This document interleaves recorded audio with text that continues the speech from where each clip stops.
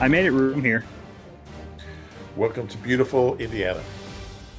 I forgot how much I enjoyed the carpeting here in the Indiana Convention Center. I have the same pattern in my living room. It's a good look. Yeah, I'm here in Indianapolis for the combine. Got here early this morning. Had an early morning flight. I'm a lot of caffeine pulsing through me right now. But some interesting stuff from the first day of the combine. We want to kind of break it down here on the Eagle Eye podcast. Now, we haven't talked to Nick Sirianni or Howie Roseman yet. They'll talk to reporters on Wednesday, but heard from old friend Doug Pederson, heard from Colts GM Chris Ballard about a certain former quarterback that's going to make our segment very tricky. And we want to break down a little bit of what to expect this week from the combine. But Reuben, it is actually nice to be back here. I kind of joke about not enjoying this week, but after not being here last week, it does feel nice to be back. Yeah, it really is a fun event. And I mean, what I always loved about it was seeing people you don't see, really all year. And then you run into, whether it's Sean McDermott or whoever, guys you just don't get to spend time with. I think really that's the biggest value for the teams too, is talking to players as much as seeing them. And I think that's something that has gradually kind of morphed into the interview part, is every bit as important as the cone drill and the 40 time and how many reps you do. So it's a combination of it, but certainly it's a lot more than just a workout for college players. It's really a convention for coaches and scouts and agents to find common ground and talk about the next few weeks. Yeah, when you're talking about like just that part of it, the scouting process, there's really three things that are the most important. Number one is medical, getting a chance to let the team doctors kind of look at these guys and figure out just how some injuries are and how much that affect them.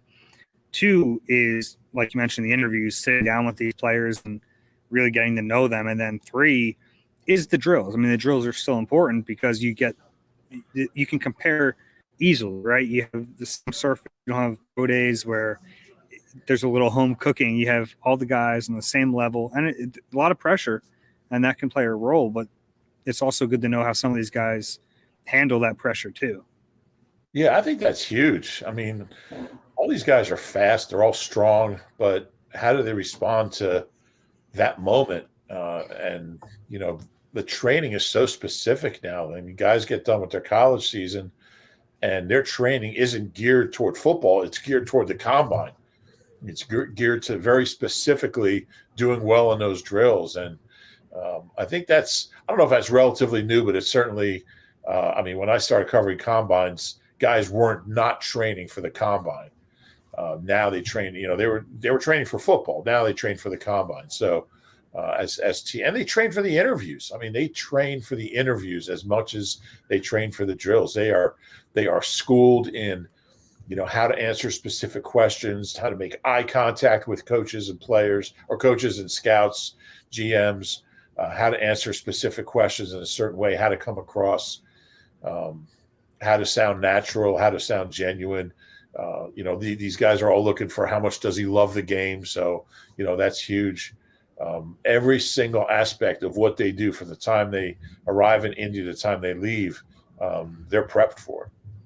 Yeah, and it matters. It does. I mean, this is a high-profile job interview, and you go on a lot of them in a short week. It's a hectic week. You talk to these guys after a week here, and it's like they don't even know what just happened. So it's hectic for them, but there are careers made here. I mean, rightfully so, and some ones that sometimes you look back and think, well, we should have seen some other signs. But let's move on. I wanted to talk about Doug Pederson a little bit. Had a chance to catch up with our old friend Doug today. It was good to see him. It really was. My first time seeing him in person since, the end of the 2020 season. A lot's changed since then. Yeah, a lot has changed since then. He looked good. He looks rested. A couple things jumped out. Obviously, he talked about his former quarterback, and we'll get into that. But today, even more than his introductory press conference in Jacksonville when he got hired, emphasized how much he needed that year off. I mean, he's like really doubled down on it. I mean, he talked about the personal stuff. He lost his brother. He had his first grandkid. I mean, there's a lot going on. One of his kids got married. So there was a lot going on, and he really needed it. And the contrast, and we've always talked about Big Red after 2012. I remember texting him, do you want to take a year off? He's like, no, I'm a coach. And, it's a complete opposite. You got to know what's right for you. That was right for Andy. And, he turned that thing around in KC really quickly. And Doug needed that year. And there's no right or wrong. But, I think it was just weird hearing Doug talk about the guy in Indy, because neither one is even here anymore, and they're just, they're both in the AFC now. And but Doug is a real. I mean, you talk about Frank Reich as much as you want. I mean, that quarterback had his greatest moments under Doug, and Doug was there for that run in 2017, and nobody has seen Carson play at a higher level. I'm going to say his name just because I can't do this bit without it. Nobody has seen him play at a higher level than Doug. And Doug, all the relationships, I mean, that Frank worked for Doug, Press was in Indy, now he's with Doug. I mean, it's such an intertwined pretzel of relationships. It's easy for Doug to say, to give Carson a vote of confidence because he's not his quarterback.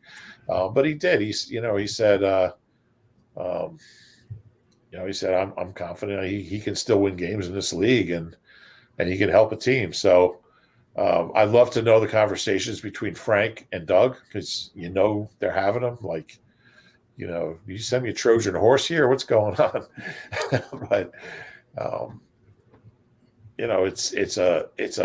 it's one of the strangest situations you can imagine, and the fact that all the different coaches have all worked together in different places and are working together now just makes it even more strange.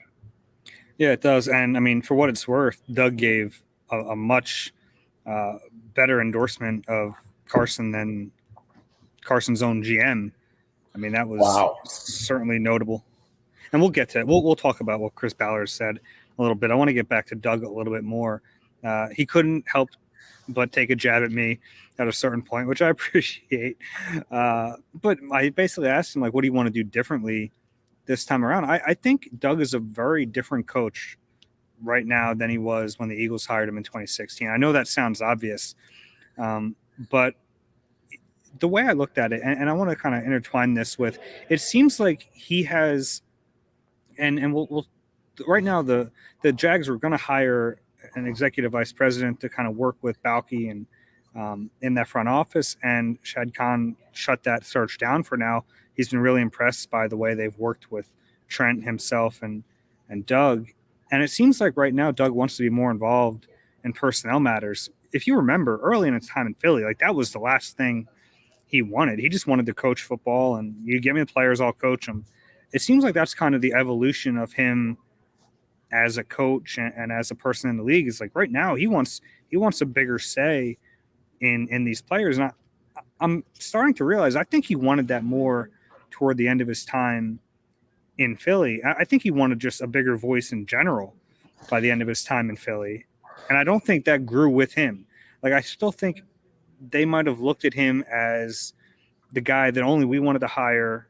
He just wants to be a coach. But I think after 5 years, after winning a title, after taking them to the playoffs 3 straight years, I think he was a different guy by the time he left, and he kind of didn't grow the way he wanted to in Philly.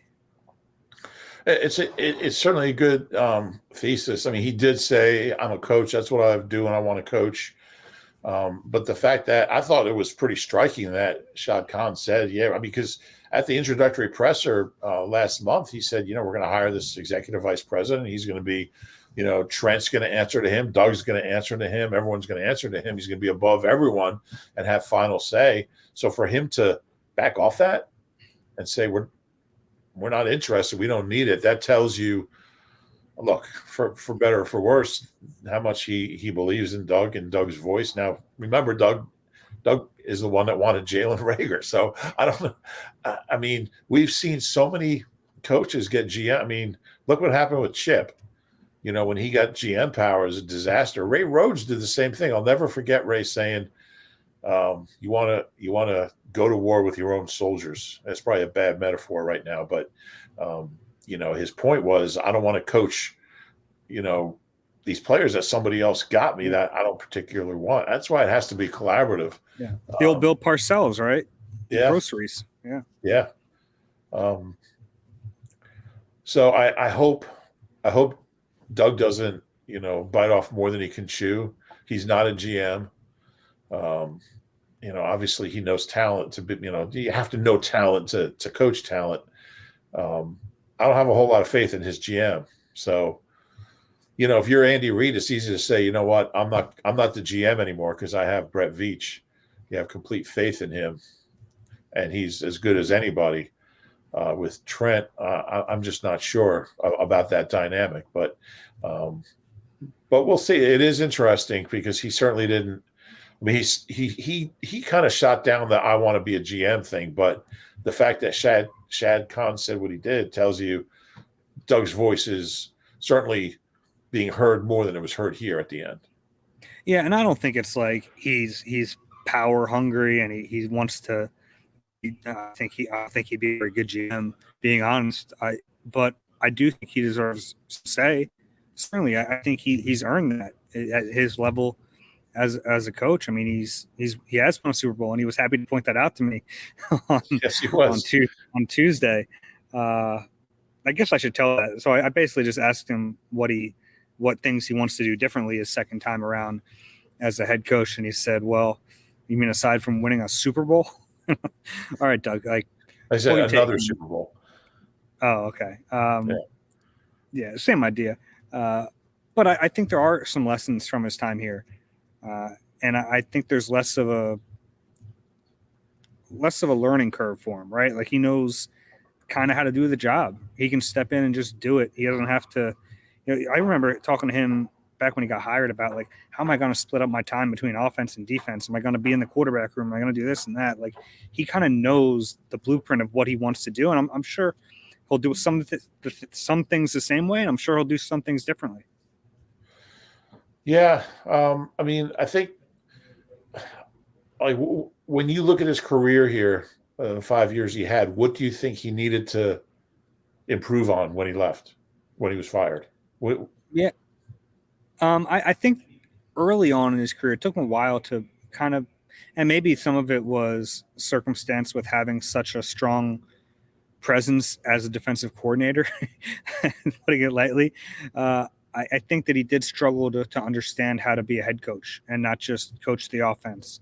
And I don't want to say it was ever divisive, but I think there was, you know, when you have a defensive coordinator with that strong of a personality and that strong of a presence, it can kind of lend itself to this like us versus them thing. I'm not saying it ever got contentious or it got bad, but I think he'll know how to navigate that a little better this time. And honestly, just having a fuller resume helps with that.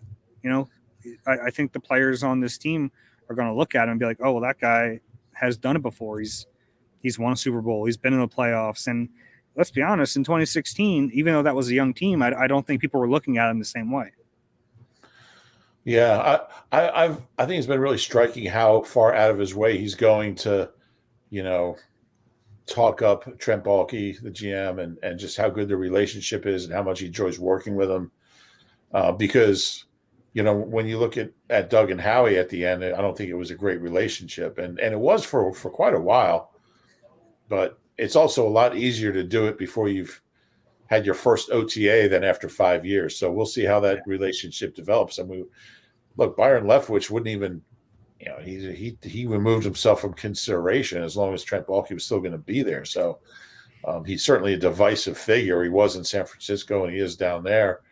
And I think Doug going out of his way to, you know, I mean, you compare that to Chip when he got here talking about Howie, you know, I mean,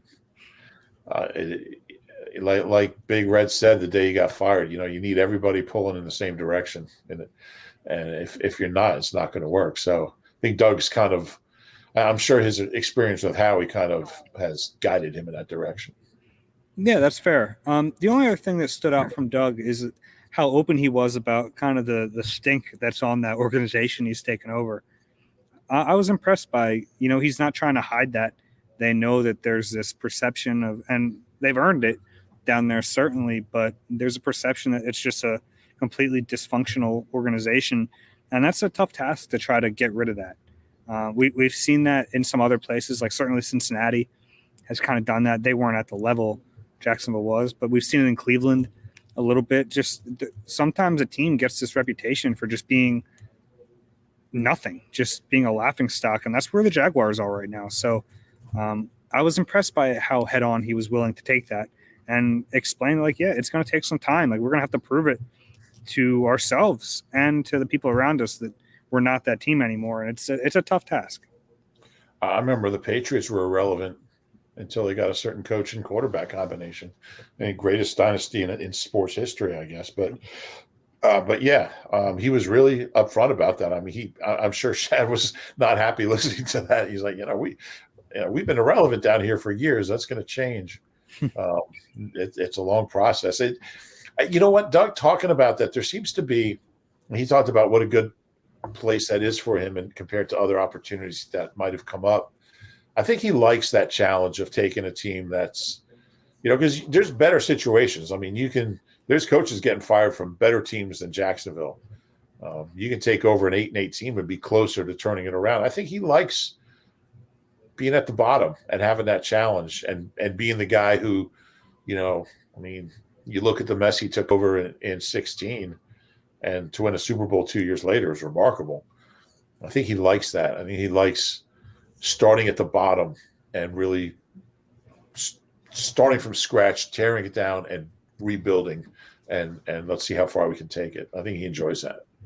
This is a bigger mess, but at least it looks like they have a quarterback that he can mold, and they have a first overall pick. So there's something to work with, at least. Yeah, no doubt. And he's got Bill Shuey on his staff, so there's that. Let's talk about Carson a little bit, because I was standing there listening to Chris Ballard, who I always appreciate when he talks because he's very honest and he kind of just tells it like it is. Maybe this was a situation where he shouldn't be, because if you guys haven't heard, I'll kind of paraphrase some of what he said. Basically, they haven't made a decision on Carson yet. He said, ultimately, you have to have a guy you believe in and can win with. And it was a great follow-up question from Mike Wells. Like, well, why don't you believe in Carson then? It's a logical question. And he said it's not that we don't believe in him, but he didn't say they believe in him. And just the fact that this is so open-ended, the fact that they're letting this much doubt creep in, there's no way he can be back there. That's the way I look at it. Yeah, I completely agree. I don't know how he goes back and plays for that team and that GM and that coach after everything. They haven't hid their disdain for him. Well, really Ballard more than Frank. And Frank talks later Tuesday afternoon. I mean, he's been steadfast in his lack of a vote of confidence. Not just a vote of confidence, but you just don't hear. I mean, you don't hear GMs talking about quarterback. Well, we're just going to have to see. I mean, there's nothing. There's no gray area there. There's no sense of, it's going to take some work, but, we believe he can do this. We believe he can do that. He had some really good stretches. He had some great games last year. We really saw flashes of the player we believe. There was none of that. Because you can say that, and then still, if you have to cut him, you have to trade him, you can do it. But, I mean, there's none of that, sense of maybe we can make this work. It just wasn't there. Shocking to hear. And we already know that the player is extremely sensitive. Well, that's the thing I wanted to talk about was, there was one portion of it where it was a very good question. Like, what's the residual effect of this? If he has to come back and be a quarterback, can he? And Ballard talked about criticism, and he talked about how he deals with it. He says, I look at the criticism. If it's fair, then I take it in. If it's not fair, I let it go. I mean, we've been around Carson quite a bit and not to the extent that these guys were in just 1 year, but he hasn't always handled criticism very well. I mean, that's not a secret. So for him to go public and say that most of the criticism is fair, and then to say it'll be interesting. This is a quote. It'll be interesting to see how he grows from this. I think he will. This isn't a kid. Been in the league since 26. Yeah, I mean, and that's the thing. It's like if you were doing this with the player who could handle it all, that's one thing. There's no evidence that he can handle this. So to do it, I mean, it to me, it almost seals his fate. Yeah, I'm with you. The last thing you want to do is bring him back after creating this much, making it so clear that you don't believe in the player. How do you bring him back and say, you're our guy? I don't know how you do that. But the flip side of it is, and he also said he wouldn't base any decisions on Carson on the, draft capital they gave up. They could end up getting rid of Carson before the Eagles even used the first round pick they got from the Colts, which is crazy. And and the flip side of it is, and like I had a little blurb in my 10 observations on Saturday, Friday, whenever it ran. There was a 9-10 week period from week 3 to week 12, where he had the third highest passer rating in football behind Aaron Rodgers and Joe Burrow. I mean, for 10 games, that was 12 games. My bad, because they were 9-3. He had like 20 touchdowns and 5 interceptions. He had a passer rating of 100. I mean, he was one of the best quarterbacks in the league for a 12-week period. And, and now they want to get rid of him. And I know how bad he was those last 2 weeks against the Raiders and the Jaguars. And I know that he's one of those guys whose numbers can look better than the performance. But how are you going to get someone better? Like, where are you going to find this guy? There's going to be a lot of quarterbacks that move around, and whether it's Kirk Cousins or Jimmy Garoppolo. I mean, are these guys better than Carson? I don't know. You'd rather have Jimmy Garoppolo than Carson Wentz? I'm not sure I would. I don't know. But you got to find a quarterback. You're not going to find a starting quarterback in the draft. So I don't know what they do. And we could talk all we want about Aaron Rodgers, Russell Wilson, and Deshaun Watson. I mean, there's more teams that need quarterbacks than those three guys, possibly none of whom might be changing teams. So, it's if you do get rid of them, I mean, I don't know who your quarterback is. They've had a different quarterback every year for like 5 years now. So I'm not really sure what direction they go. That's not really I'm really more concerned with Carson and his future. And I mean, it certainly doesn't look like he'll be back in the Colts. Do you think he'll be a starter next year, wherever he goes? Do you think, there's going to be a lot of movement. There's going to be a lot of QB movement, but it almost seems like a lot of like pieces are going to be switching with other like pieces. So I'd guess yes, but I don't think that's definite. Yeah. All right. That can be the end of our Carson talk, because I know some people don't want to hear about it at all, but too bad. It's fascinating to me. I mean, this guy was the second pick of the draft 5-6 years ago for this team, helped this team win a championship. And it's one of the most fascinating stories I've seen. And we're going to keep talking about it as there's developments.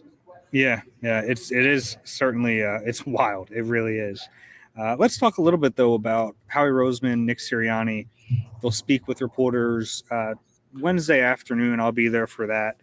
Anything you want to hear from them? Anything you're really curious about that we haven't heard from them? We haven't talked to them publicly since, I guess, right after the season.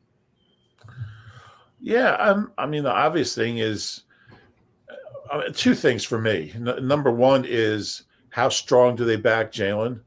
How much do they leave the door open for going out and getting somebody if the opportunity arises to upgrade? And number two is, the wide receiver situation. Are they going to still pretend that Rager can be the three? Are they going to back off from that and acknowledge a tremendous need for help at that position? We'll know for sure when free agency starts or when the draft starts. But I'm real curious to see what they both say. I mean, it's easy to say he's our 3 when we haven't drafted or had free agency yet. So I'm curious to see how they handle that. Yeah, and it's really our first chance to like move forward talking about the offseason, because so much of what we talked to them about last time, there was a little bit looking ahead, but it was more kind of looking back. Whereas now it's like, all right, you're setting up, free agency starts in a couple weeks. They have some money this year. I mean, last year they were really tight. It's not like they have a ton, but they'll have like 20 million in cap space, and that's enough to make some splashes. And so we might start to get a sense of which areas they're thinking of. And the other thing for me is, with 3 first-round picks, how much does that change the way they look at value in the first round? And when I say that, I mean, like, we're all kind of in agreement. If they have 1 first-round pick, they're not taking a linebacker. But if you have 3 first-round picks, I would imagine it would at least be more on your radar. And you know what I was thinking about the other day? Remember back in 2019 when they drafted Andre Dillard, and they said they didn't do a ton of homework on him because they never thought he'd be available in their range. Well, they don't have a range with 3 first-round picks. Your range is everywhere. You know, you can if you're sold on the quarterback, then you can cross that position off. But when you have this many picks, you can't have any blind spots. So I'm curious about that too, because first off, that should never happen. I know that you have to kind of break up your time in ways that make sense, but that excuse just never sat well with me, and it can't be an excuse this year, right? Because if you're in the same range, so like theoretically there's players that will fit in that range, but with the opportunity to package a couple of them to move up or to gain future assets to move down, they really have to be ready to draft at any point in that first round. Yeah, and Howie talks about learning lessons. I mean, he said he learned from that 2019 debacle, and so hopefully they're more prepared. But like you said, they pretty much have to be, because I think we all kind of agree they're not going to pick in those 3 spots. So, and I think Howie will be ready for anything, whether it's moving up or moving down or both at the same time. I mean, there's so many. I mean, this is going to be Christmas morning for Howie, and he's going to have 3 times as many presents to open as he normally does. So the options are. It's going to be a fun couple of hours there. See how it all plays out. But he has to be ready, and you're right. He has to be ready. He has to be ready in ways that you're generally not ready in. You know, as far as covering everything, because they could go as high as they want. Let's face it. Maybe not top 3, but I think anything out of that, is probably, or maybe even, I mean, if, because they've got the assets to do it. So, what was it? Who was it that he said, nobody really saw him too much because he played on the West Coast and their games were on late? That was J-Joe, right? Yeah. Yeah. You probably shouldn't say that. That wasn't. Yeah, that wasn't Dillard, but it's definitely a fair point, and he's got to be ready for anything. And for Nick, this is our first time talking to him since we found out Gannon is staying, and the one thing I've seen kind of a trend with Nick talking about Gannon is he'll criticize him publicly, and he did that during the year, and he's done it after the year about wanting to see a little bit more aggressiveness from him. And that was really the big criticism of Gannon in year 1. So I'm interested to see if he'll say anything about that now that we know Gannon's back for year 2, what he wants to see improved and what he wants to see different. Because it was out there that, him and that Nick and Gannon had kind of a spirited discussion during the year. And that was true, that Nick kind of told him that he wanted to see things a little different. And I'm curious to see how we'll handle those questions right now, because I'm sure they're happy to have JG back. They should be, because there are things to build on from last year, but I also think there needs to be improvement. Well, no question about it, but I think it's encouraging that they're both comfortable enough to have those discussions, and it doesn't become something that turns into, a grudge or ill feelings, and they're both secure enough They both like each other enough and respect each other enough and trust each other enough that they can have a difficult conversation. And I think it speaks highly of Nick that as a rookie coach, maybe 6-7 games into his first year, he had the confidence to have that conversation with Gannon, who, probably coming into the season was more widely known and respected around the league than Nick was. Maybe it was even, but certainly his peer. Now he's his boss, and he was comfortable having, having that conversation with Gannon. So I think that speaks highly of Nick and his confidence in himself. That's not an easy thing to do as a rookie head coach. Look, I need to find a way to tell JG that, he's got to be more aggressive. And he did it. And they played better after that. But I also think if they take 3 defensive players in the first 20 picks, Jonathan Gannon's going to be a much better coach next year than he was this year. Yeah, that's probably fair. Anything else you want to hear from Howie or Nick? No, but I think you made a good point there. I wanted to circle back to. They're going to like that in Stanford. I said circle back. When we last talked to Nick and Howie, it was really right after the playoff game, and Jalen had not played well. He was hurt. I think maybe it's been 2 months now. We're almost in. It's been a month and a half. We're almost in. We are in March. I think the Jalen conversation will and should be more about his season than that game was really fresh in all our minds, that Tampa game when we talked to Nick and Howie. So it'll be interesting to see their perspective on Jalen now that they can take more of a big picture look at a season than just having that Tampa dud for the offense kind of fresh in our minds. Yeah, that's certainly fair. As far as the combine stuff in particular, we kind of mentioned they're going to have to cast a wide net and really learn about all these players. Any positions in particular? For me, it's the edge players. I'm really curious to see what the edge players down here do, because I think that no matter how the draft unfolds, when they're on the clock at 15, 16, and 19, there's going to be an edge player worth taking. I don't know who it's going to be. It might be Ojabo, it might be Jermaine Johnson, it might be whoever else, but there's going to be a player at one of those spots at a premium position we know they value, we know they need. Those are the guys I want to see the most down here. Yeah, it's hard to argue with that. And there's really not a consensus, talking to different, scouts and people that study this stuff. There's really a wide disparity of opinions on a lot of the edge rushers. I mean, there's some good ones, and it'll be really interesting to see how they test out and who's helping themselves. I'm always most interested in the receivers, just because it's just so much fun to see these guys run and start catching the ball. Any particular players you kind of want to keep an eye on? Yeah, and we have to see who's doing what, because I know Sure. some guys won't really work out. I don't know if Drake London's ready to do anything yet with that ankle fracture, so he's a guy that I'd like to see. I don't know if we'll get to. Traylon Burks from Arkansas is a really intriguing player to me, because he's huge, but he doesn't play like Drake London, like throw up a 50-50 ball. At Arkansas, they found all these ways to get him involved, like in the backfield, on jet sweeps, in the slot. Like they were using him in so many different ways, which is good, but it's also like, how would you use him? If you're a coach, that's one of those discussions. Like, how do you plug them? How do you plug them in there? How do you try to get them involved? Is the template all those plays we had for Jalen Reagor they go to a better player? Like, is that the way? I don't know, but I think if you draft a player like that, you have to have a real understanding of how to use them.